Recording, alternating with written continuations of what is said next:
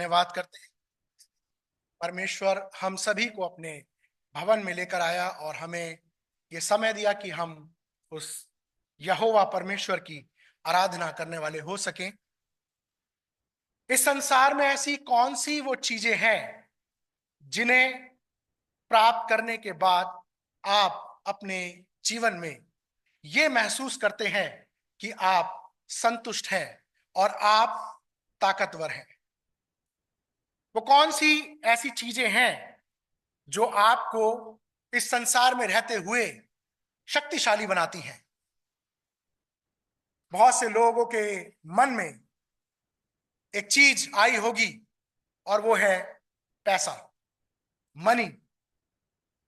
अगर हमारे पास पैसा है, बहुत पैसा है, तो हम सेटिस्फाई अपने जीवन में फील करते हैं और हम ये महसूस करते हैं कि हम पावरफुल हैं, हम शक्तिशाली हैं, हम सामर्थ हैं।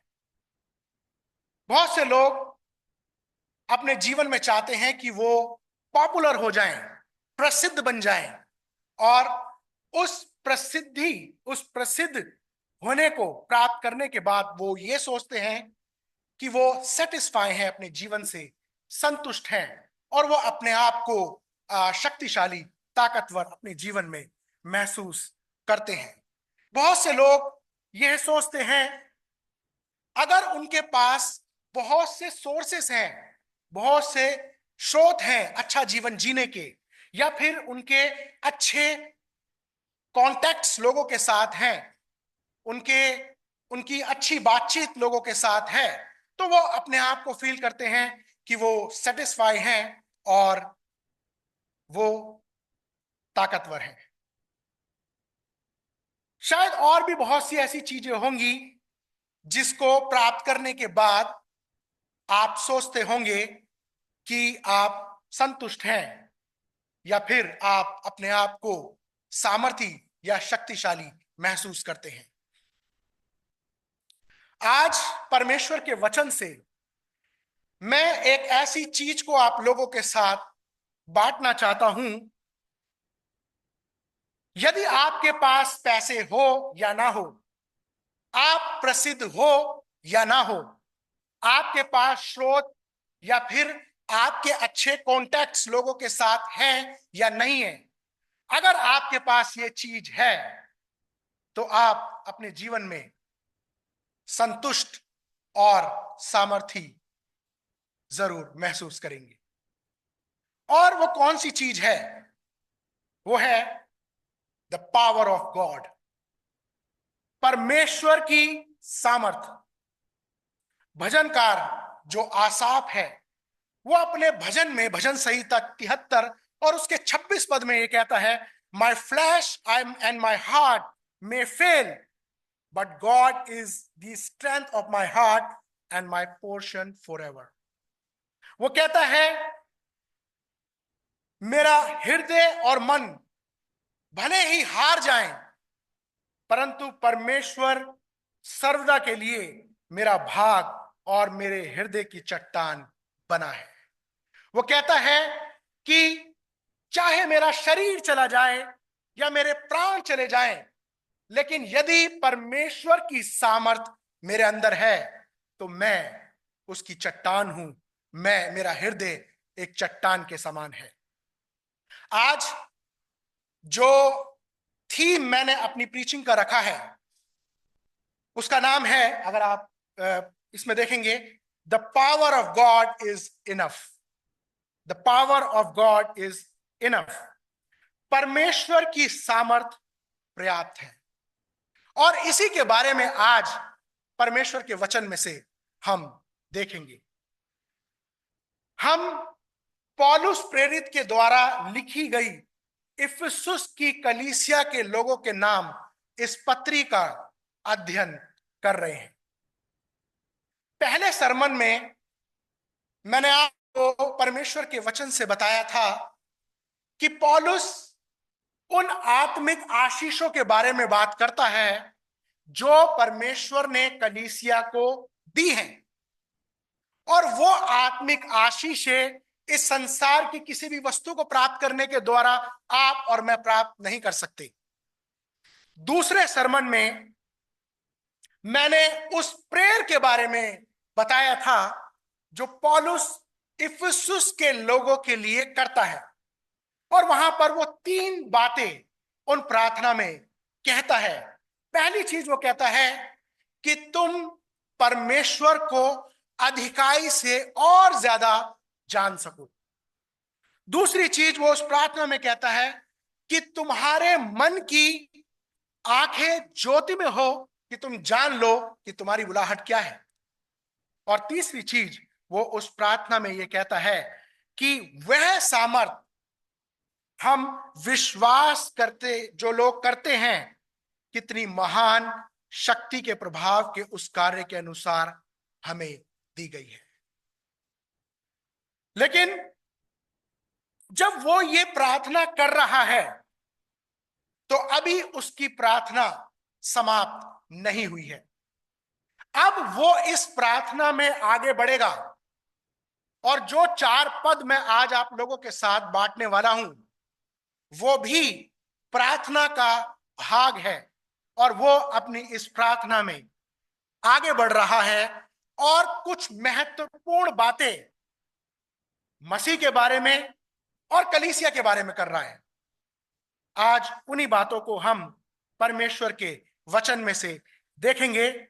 पौलुस इस प्रार्थना के पहले भाग में परमेश्वर की उस सामर्थ के बारे में बात कर रहा है, और उस सामर्थ से आगे बढ़कर अब वो परमेश्वर के प्रभु यीशु मसीह की महिमा के बारे में बात कर रहा है।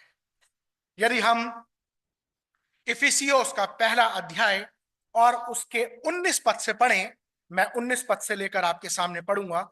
वहां पर इस प्रकार से लिखा है, और उसकी सामर्थ हम में जो विश्वास करते हैं कितनी महान है, उसकी शक्ति के प्रभाव के उस कार्य के अनुसार जो उसने मसीह में किया, कि उसको मरे हुओं में से जिलाकर स्वर्गीय स्थानों में अपनी दाहिनी ओर इस प्रकार की प्रधानता और अधिकार और सामर्थ्य और प्रभुता के और हर एक नाम के ऊपर, जो ना केवल इस लोक में आने वाले लोक में भी लिया जाएगा, बैठाया। वो यहां पर एक सामर्थ के बारे में बात कर रहा है, और वो इस बात को कहता है कि उस सामर्थ के द्वारा, जो सामर्थ परमेश्वर ने अपने विश्वास करने वालों को सौंपी है, उस सामर्थ के द्वारा ही उसने मसीह को मरे हुओं में से जीवित किया है। और मेरा जो पहला पॉइंट है वो है the power of God in the resurrection is enough. परमेश्वर की सामर्थ पुनरुत्थान में पर्याप्त है। वो सामर्थ जो परमेश्वर ने जिसके द्वारा अपने पुत्र को मरे हुओं में से जीवित किया है, वो ही सामर्थ उसने विश्वास करने वालों को दी है, और उस सामर्थ के द्वारा ही उसने इस कलीसिया की स्थापना की है। अगर हम पुराने नियम के विषय में देखें तो पुराने नियम में परमेश्वर के मंदिर में मनुष्यों के पापों की क्षमा के लिए एक याजक प्रतिदिन खड़ा होकर लोगों के पापों की क्षमा के लिए बलिदान चढ़ाया करता था, और ये हर दिन हुआ करता था। प्रत्येक दिन वो जाता था और बलिदान चढ़ाता था, और इसी प्रकार से ये लगातार प्रतिदिन किया जाता था। जिन जानवरों की बलि उस याजक के द्वारा चढ़ाई जाती थी वो अपने आप में इनफ नहीं थी, पर्याप्त नहीं थी। उसके द्वारा मनुष्य के पाप पूर्ण रूप से क्षमा नहीं हो सकते थे, इसलिए प्रतिदिन वो याजक परमेश्वर के मंदिर में खड़ा होकर मनुष्य के बलिदानों के लिए, उनके पापों के लिए परमेश्वर को बलिदान चढ़ाया करता था। वो बलिदान उस परमेश्वर के मेमने की ओर संकेत करते थे, जिसके बलिदान के द्वारा, जिसके चढ़ाए जाने के द्वारा फिर से बार बार किसी याजक को खड़े होकर परमेश्वर के लिए बलिदान चढ़ाने की आवश्यकता नहीं होगी। और यहां पर उस सामर्थ के द्वारा जो आपको और मुझे सौंपी है, लिखा है कि मसीह ने अपने आप को आपके और मेरे लिए अपने आप को बलिदान चढ़ा दिया, और वो स्वयं वो महायाजक बन गया जो प्रतिदिन मंदिर में खड़ा होता था और मनुष्य के पापों के लिए, क्षमा के लिए बलिदान चढ़ाया करता था। उसने स्वयं अपने आप को आपके और मेरे लिए क्रूस पर चढ़ा दिया, बलिदान कर दिया, और महायाजक के रूप में परमेश्वर ने आपके और मेरे लिए वो बलिदान चढ़ा दिया। और यहां पर परमेश्वर का वचन इस बात को बताता है कि वो इस काम को करने के बाद बैठ गया। अब बार बार किसी याजक को खड़े होकर परमेश्वर के भवन में उन बलिदानों को चढ़ाने की आवश्यकता नहीं है, इसलिए परमेश्वर के वचन में लिखा है, सब प्रकार की प्रधानता और अधिकार और सामर्थ और प्रभुता के हर एक नाम के ऊपर, जो न केवल इस लोक में पर आने वाले लोक में भी लिया जाएगा, बैठाया। अब उसको खड़े होकर बार बार बलिदान चढ़ाने की आवश्यकता नहीं है, क्योंकि उसका वो बलिदान आपके और मेरे लिए पर्याप्त है। इब्रानियों का लेखक अपने उस पत्र में इस प्रकार से लिखता है, यदि आप परमेश्वर के वचन में से देखें, इब्रानियों उसका 10 अध्याय उसके 11 और 12 पद में, वहां इस प्रकार से लिखा है, हर एक याजक जो खड़े होकर प्रतिदिन सेवा करता है और एक ही प्रकार के बलिदान को जो पापों को कभी दूर नहीं कर सकते, बार बार परमेश्वर के लिए चढ़ाता है। लेकिन मसीह ने उस बलिदान को चढ़ाकर परमेश्वर के दाहिने हाथ जा बैठा है। ये सामर्थ परमेश्वर ने आपके और मेरे जीवन में की है।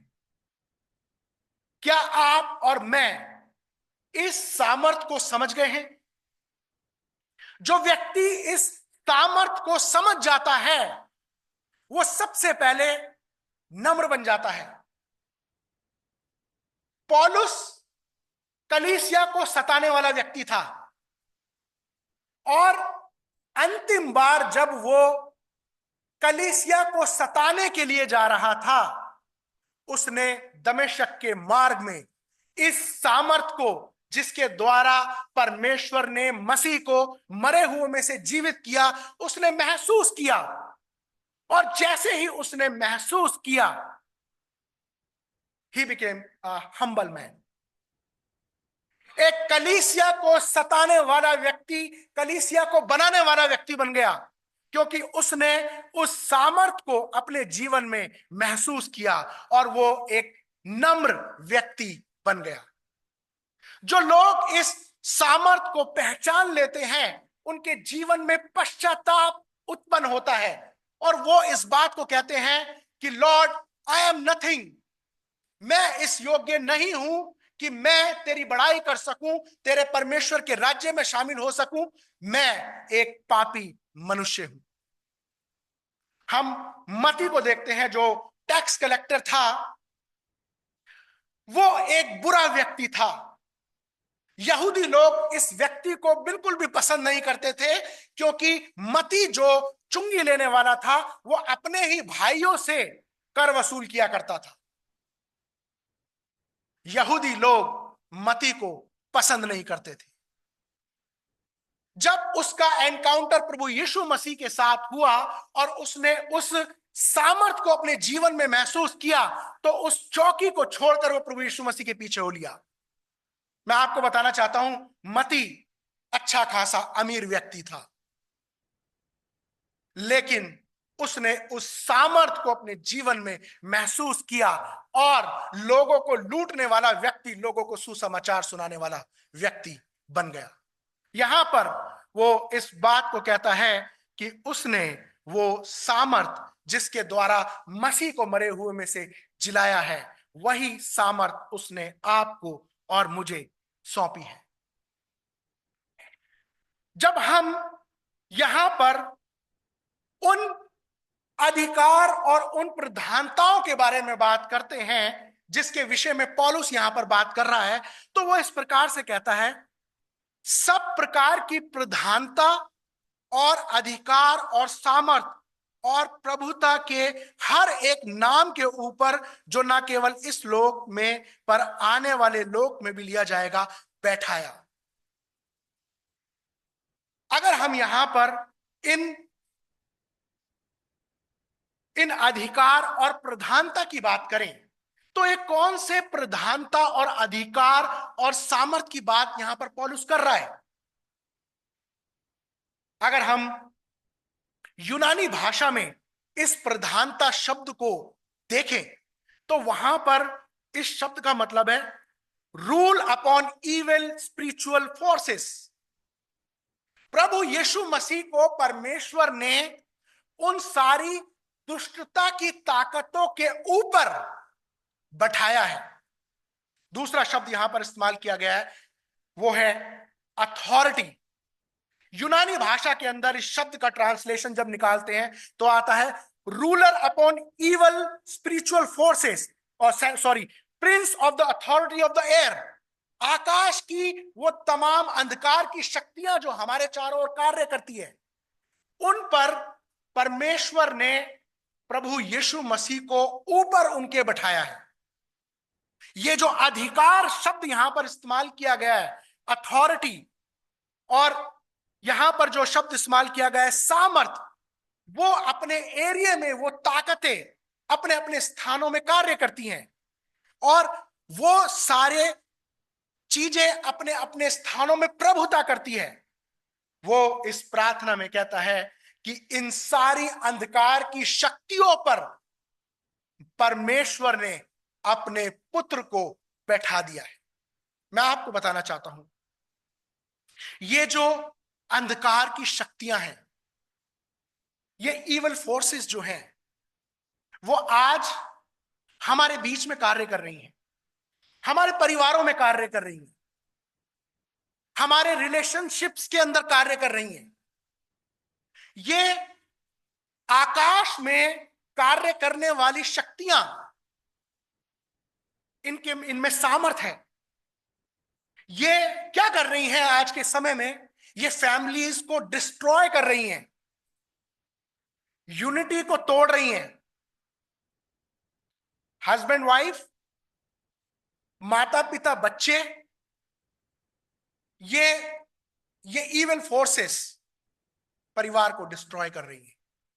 ये नहीं चाहती कि जो बच्चे हैं उनका फ्यूचर अच्छा हो, इसलिए वो पहले से ही माता पिता के बीच में रिलेशनशिप को खराब कर देते हैं ताकि बच्चा माता पिता दोनों के प्रेम को प्राप्त ना कर सके। सेपरेशन में जो बच्चा है या तो मां के पास रहेगा या पिताजी के पास रहेगा, वो बच्चा दोनों के प्रेम को प्राप्त नहीं कर पाएगा। और ये कौन कर रहा है?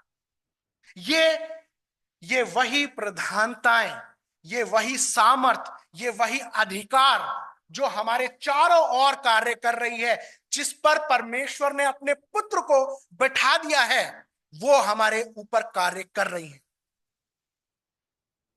अब इन चीजों से कैसे लड़ा जाएगा? इन अधिकारों से, इन सामर्थ्य से, इन शक्तियों से आप और मैं इंडिविजुअल लड़ने में असमर्थ है, क्योंकि यहां पर एक शब्द इस्तेमाल किया गया है, सामर्थ।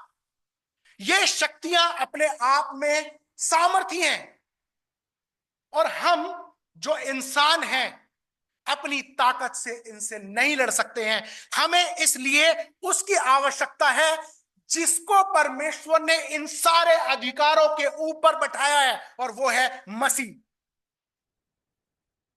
जहां पर मसीह है वहां पर यूनिटी है, जहां पर प्रभु की उपस्थिति है, वहां पर परमेश्वर की सामर्थ्य कार्य करेगी और इन अंधकार की शक्तियों का विनाश करेगी।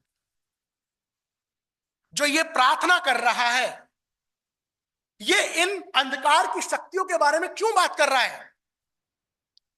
वो इसलिए इस प्रार्थना में इन अंधकार की शक्तियों के बारे में बात कर रहा है कि उस प्रभु को आप पहचान लो, जिसको इन सारी अंधकार की शक्तियों के ऊपर परमेश्वर ने बैठा दिया है, और उसी के द्वारा आप इनका सामना कर सकते हो। वो कहता है, अगर हम कुलुस्सियों उसका 1 अध्याय और उसके 16 पद में पढ़ें, कुलुस्सियों उसका 1 अध्याय और 16 पद, वहां पर इस प्रकार से लिखा है, क्योंकि उसी में सारी वस्तुओं की सृष्टि हुई, स्वर्ग की हो अथवा पृथ्वी की, देखी या अनदेखी, क्या सिंहासन, क्या प्रभुताएं, क्या प्रधानताएं, क्या अधिकार, सारी वस्तुएं उसी के द्वारा और उसी के लिए सृजी गई हैं। इस अंधकार की सारी शक्तियां उसके द्वारा बनाई गई हैं। ये जो सारी अधिकार जो इस संसार में है, सब उसी के द्वारा क्रिएट किए गए हैं, उसके लिए क्रिएट किए गए हैं, और वो इन सारी चीजों पर प्रभुता करता है। वो सबसे ऊपर है। आपको उस प्रभु को अपने जीवन में जानने की आवश्यकता है। आप और मैं इन अंधकार की शक्तियों से अकेले नहीं लड़ सकते, हमें प्रभु की आवश्यकता है। आप परीक्षाओं का सामना अपने जीवन में अकेले नहीं कर सकते हैं, आपको प्रभु की आवश्यकता है। आप अकेले इस युद्ध को नहीं जीत सकते हैं, आप हार जाएंगे, आप और मैं हार जाएंगे। हमें प्रभु की आवश्यकता है। हम आनंदपूर्ण जीवन अकेले नहीं जी सकते, हमें प्रभु की आवश्यकता है। वो यहां पर उन्हीं अंधकार की शक्तियों के बारे में बात कर रहा है जिसके ऊपर प्रभु को रखा है। ये प्रधानताएं, ये अधिकार, ये सामर्थ आपको और मुझे प्रभु से दूर लेकर जाते हैं, और ये मनुष्य की आंखों को बंद कर देते हैं। इसके विषय में इफिसुस की कलीसिया को जब ये पत्र लिख रहा है, 2 अध्याय में बात करेगा जब हम आगे बढ़ेंगे, लेकिन यहां पर वो बताता है कि परमेश्वर उस सामर्थ को हमारे जीवन में कार्य करने के लिए उपस्थित है।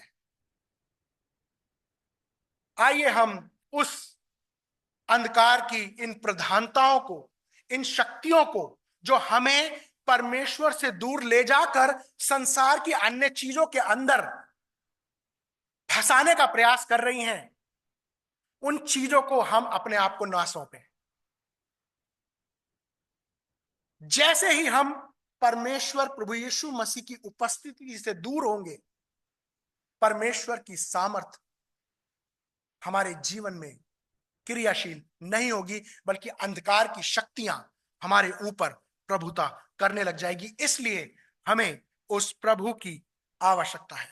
यहां पर वो इस बात को कहता है, Jesus is ruling on this world right now upon all these things. वो सारी चीजों के ऊपर प्रभुता करता है। वो सारी की सारी अंधकार की शक्तियां उसके पैरों के नीचे पाई जाती। अभी उसकी प्रार्थना समाप्त नहीं हुई है। अभी उसने उन अंधकार की शक्तियों के बारे में बताया जो मसीह के पैरों के नीचे है। अब वो कलीसिया के बारे में बात करता है इस प्रार्थना के अंदर, और वो इस प्रकार से कहता है, मैं आपके सामने 21 पद से पढ़ूंगा, सॉरी, इफिसियों और उसका 20 पद लिखा है, जो उसने मसीह में किया कि उसको मरे हुओं में से जिलाकर स्वर्गीय स्थानों में अपनी दाहिनी ओर सब प्रकार की प्रधानता और अधिकार और सामर्थ और प्रभुता के और हर एक नाम के ऊपर, जो ना केवल इस लोक में पर आने वाले लोक में लिया जाएगा, बैठाया। 22 पद, और सब कुछ उसके पांवों तले कर दिया और उसे सब वस्तुओं पर शिरोमणि ठहराकर कलीसिया को दे दिया है। यहां पर पौलुस इस बात को कहता है कि इन सारी चीजों पर प्रभु का अधिकार है और ये सारी चीजें उसके पैरों के तले हैं, और उसने ये सारी चीजें करने के बाद ये सामर्थ जो है, वो प्रभु जो है, वो कलीसिया को दे दिया है। और यहां पर वो आगे कहता है, यह उसकी देह है। Very important. दूसरा जो मेरा पॉइंट है वो है, the power of God in the church is enough for us. परमेश्वर की सामर्थ कलीसिया में पर्याप्त है। और ये कलीसिया को क्यों सौंपी है? आपने कभी राइट्स होते हुए देखा है? जब दंगे होते हैं, राइट्स पुलिस फोर्स वहां पर भेजी जाती है, और जब इस पुलिस फोर्स को वहां भेजा जाता है, तो क्या कभी आपने देखा है कि वो बिना हेलमेट के और बिना शील्ड के अपने हथियारों को लेकर उस राइड में कूद जाते हैं?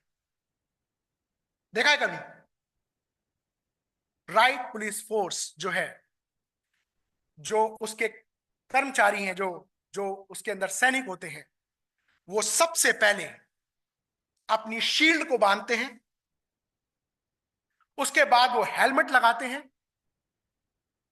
वो सबसे पहले अपनी देह को प्रोटेक्ट करते हैं, उसके बाद वो अपने जो वेपन्स होते हैं, उनके हथियार जो होते हैं, उनको उठाते हैं। वो कभी भी, उनके पास कितना ही खतरनाक हथियार क्यों ना हो, सबसे पहले वो अपनी देह को प्रोटेक्ट करते हैं, उसके बाद उस राइट्स में, उन दंगों में उतरते हैं। अगर वो अपनी देह को प्रोटेक्ट नहीं कर पाएंगे, वो उस राइट्स को नहीं रोक सकते, वो अपने उस पर्पस में सफल नहीं हो सकते। सबसे पहले वो अपनी देह को प्रोटेक्ट करते हैं। उस अंधकार की शक्तियों को और उस शैतान को कुचलने से पहले परमेश्वर अपनी देह को प्रोटेक्ट करता है, और वो देह जो है वो कलीसिया है। हम बहुत बार छोटी छोटी बातों में दुखी हो जाते हैं। मेरे जीवन में ये नहीं हो रहा, परमेश्वर मेरी प्रार्थनाएं नहीं सुन रहा। लिखा है, वो अपनी देह की सुरक्षा करता है, वो अपनी देह से प्रेम करता है। यहां लिखा है कि सब प्रकार की प्रधानता और अधिकार और सामर्थ और प्रभुता के हर एक नाम के ऊपर, जो ना केवल इस लोक में पर आने वाले लोक में भी लिया जाएगा, बैठाया, और सब कुछ उसके पांव तले कर दिया, और उसे सब वस्तुओं पर शिरोमणि ठहराकर कलीसिया को दे दिया है। Now you are secure. आप प्रभु में सिक्योर किए गए हो। क्या आपने उस सामर्थ को अपने जीवन में पहचान लिया है, जिस सामर्थ के बारे में पौलुस यहां पर बात कर रहा है? यहां पर लिखा है, यह उसकी देह है। और सबसे इंपॉर्टेंट चीज, इस संसार की सारी चीजों को उसने, परमेश्वर ने अपने पुत्र के पैरों तले कर दिया है, और कलीसिया को अपनी देह बना लिया है। इस संसार की सारी चीजें उसके पैरों के तले है, लेकिन कलीसिया उसकी देह है। और जो कोई इस कलीसिया को सताएगा, वो मसीह को सताएगा, क्योंकि कलीसिया मसीह की देह है। मैं आपसे कहना चाहता हूं, आज जो लोग कलीसियाओं को सता रहे हैं, उनके लिए गिड़गिड़ाकर प्रार्थना करो, क्योंकि ये बहुत भयानक है कि वो कलीसिया को सता रहे हैं, क्योंकि वो कलीसिया को नहीं सता रहे, वो मसीह की देह को सता रहे हैं, और इसका परिणाम बहुत ही भयंकर है। पौलुस जब दमिश्क के उस मार्ग पर जा रहा था, परमेश्वर के वचन में अगर हम देखें तो वहां पर पौलुस जब उस मार्ग पर जा रहा था, तो पर प्रभु यीशु मसीह ने उसे दर्शन दिया, और जब उसे ये दर्शन मिला तो प्रभु ने उससे कहा, शाऊल शाऊल, पौलुस कलीसिया को सताने जा रहा है। और प्रभु यीशु मसीह उसे कहते हैं, शाऊल शाऊल, अगर आप इंग्लिश में पढ़ेंगे लिखा है, why are you persecuting me, why are you persecuting me, तू मुझे क्यों सताता है। और अगर हम आगे पढ़ें तो उसने कहा, he said, who are you Lord, and he said, I am Jesus whom you are persecuting। जबकि वो कलीसिया को सताने जा रहा है, प्रभु कह रहे हैं, तू मुझे क्यों सताता है। और इससे भी भयंकर, अगर हम, पौलुस जब अग्रिप्पा के सामने खड़ा होकर इसी दमिश्क के मार्ग की इस दर्शन को बता रहा था, तो वहां पर जब वो इस घटना को बता रहा था, तो वो एक बात वहां पर कहता है। अगर आप 26 अध्याय में उस पद को पढ़ेंगे तो 26 अध्याय में वहां पर लिखा है कि पौलुस, हे शाऊल, हे शाऊल, पैने पर क्यों लात मार रहा है। पैने पर लात मारना तेरे लिए कठिन है। पैने पर कोई लात मारता है, कुल्हाड़ी पर कोई लात मारता है? नहीं, खुद घात हो जाता है। वो कहता है कि तू कलीसिया को सताकर क्यों अपने आप को घायल करता है। परमेश्वर ने इस कलीसिया को सुरक्षित किया है। वो यहां पर कहता है, यह उसकी देह है जिससे वो प्रेम करता है, और ये देह प्रभु की है। जो एट्रीब्यूट्स परमेश्वर ने अपने अपने पुत्र को दिए, वही एट्रीब्यूट्स कलीसिया के होने जरूरी है। उसने हमें देह कहा है। We are the body of Christ. क्या मसीह की देह में कलंक होगा? क्या मसीह की देह में बुराई होगी? क्या मसीह की देह के अंदर किसी भी प्रकार का छल, झूठ, फरेब, नाना प्रकार की बुराइयां होंगी? नहीं। जो एट्रीब्यूट्स परमेश्वर ने अपने पुत्र को दिए हैं, वही एट्रीब्यूट्स, वही गुण आपके और मेरे जीवन में होने जरूरी है। वो कहता है 23 पद में, यह उसकी देह है और उसी की परिपूर्णता है जो सब में सब कुछ पूर्ण करता है। यह वही प्रभु है जिसकी हम देह हैं। कलीसिया वो अपने आप में परिपूर्ण करता है, लेकिन जो कलीसिया के लोग हैं, उन्हें मसीह में ग्रो होने की आवश्यकता है, जिसके विषय में वो आगे इस पत्र के अंदर बात करेगा। प्रिय मित्रों, परमेश्वर ने हमें यह सौभाग्य दिया है कि हम उस सामर्थ को प्राप्त कर लें जो जिसके द्वारा उसने मसीह को जिलाया, और उसने सामर्थ देकर हमें छोड़ नहीं दिया। उसने सामर्थ देकर हमें अपनी देह बना लिया है, और पहले वो अपनी देह को प्रोटेक्ट करता है,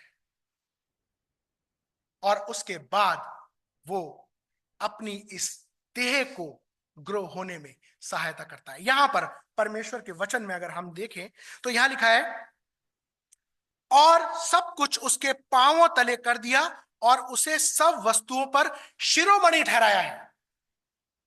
अगर हम शिरोमणि शब्द को दूसरी भाषा में बोलें तो मतलब है कि उसने मसीह को हमारा सिर ठहराया है। यहां पर हेडशिप की बात हो रही है। किसी भी मनुष्य के शरीर का सबसे इंपॉर्टेंट पार्ट उसका सर होता है, उसका माइंड, उसका दिमाग होता है, क्योंकि यहीं से क्या क्या चीजें आती हैं। डेवलपिंग गुड रीजनिंग, ये मदद करता है कि विवेक और बुद्धि में बढ़ने में। यहीं से ही प्लानिंग शुरू होती है, योजनाएं बनाई जाती हैं। यहीं से ही हमारी मेमोरीज होती है, याद करने में हमें सहायता प्राप्त होती है। यहीं से ही हम बोलने में सक्षम होते हैं। अगर हमारा माइंड नहीं चल रहा तो हमारी स्पीच भी काम नहीं कर रही। अगर हमारा माइंड चल रहा है तो हम बोलने में सक्षम है। जो हेड है, जो सर है, जो माइंड है, वो उसके अंदर सारे इमोशंस छिपे होते हैं। यहीं से ही समस्याओं को सुलझाने की शक्ति प्राप्त होती है, सॉल्विंग प्रॉब्लम्स। यहीं से ही परसेप्शंस हमें मिलते हैं, अनुभव हमें यहीं से प्राप्त होता है। अगर जो मेडिकल लाइन के लोग यहां पर बैठे हैं उनको पता होगा, it controls our whole body parts. सारी बॉडी का कंट्रोल कहां से होता है? दिमाग से होता है। ये हमारे शरीर को बैलेंस करती है। ये हमारे बॉडी के जो पार्ट्स हैं उसके साथ कोऑर्डिनेट करता है हमारा दिमाग। सांस लेने में हमारा दिमाग सहायता करता है। ये हमारी पूरी बॉडी के ऊपर प्रभुता करता है। ये हमें सस्टेन करता है और ये पूरी बॉडी को यूनाइट करता है। हेड का सबसे इंपॉर्टेंट काम होता है पूरे शरीर के अंदर। If your mind is not working, your body will not work anymore. मसीह कलीसिया का सिर है और उसी के द्वारा ही आपका और मेरा प्रभु में आत्मिक उन्नति हो सकती है। अगर किसी व्यक्ति का सर मसीह नहीं है, अगर किसी कलीसिया का सर मसीह नहीं है, वो आत्मिक रूप से नहीं बढ़ सकता। बहुत से लोग कहते हैं कि चर्च जाना जरूरी नहीं है, हम घर बैठकर ही प्रभु का नाम लेंगे और आत्मिक रूप से बढ़ जाएंगे। मैं उन लोगों के बारे में बात नहीं कर रहा जो फिजिकली फिट नहीं है और जो चर्च नहीं आ पाते, वो ऑनलाइन परमेश्वर की आराधना को अटेंड करते हैं। लेकिन जिन लोगों ने अपने दिमाग में ये परसेप्शन बना लिया है, आ गया है कि कलीसिया में जाना जरूरी नहीं है, तो दैट इज नॉट गुड। मसीह कलीसिया का सर है और आप जितने भी यहां पर बैठे हो उसका शरीर है। आप उस प्रभु के साथ जुड़े हुए हो, वो आपका सर है और वही आपको और मुझे प्रभु में बढ़ने में सहायता प्रदान करता है। He is the head of the church. वो कलीसिया का सर है और उसी के द्वारा कलीसिया का संचालन किया जाता है। कलीसिया के डिसीजन प्रभु के वचनों को ध्यान में रखते हुए, परमेश्वर की व्यवस्था को ध्यान में रखते हुए लिए जाते हैं, क्योंकि प्रभु हमारी कलीसिया का सेंटर्ड है। आपके जीवन का केंद्र कौन है? आपके जीवन का हेड कौन है? कई बार हम अपने जीवन का जो हेड है वो इस संसार के चीजों को और इस संसार के लोगों को बना लेते हैं। Your boss is your boss in your office, but Christ is your head in all your ways. आपका जो बॉस है वो आपके ऑफिस में बॉस है, लेकिन आपके जीवन का जो सिर है, जो हेड है, वो मसीह है और वो ही आपको और मुझे प्रभु में आगे बढ़ने में सहायता प्रदान करता है। प्रियो, आइए हम उस पुनरुत्थान की सामर्थ को जानकर उसका इस्तेमाल अपने जीवन में कर सकें।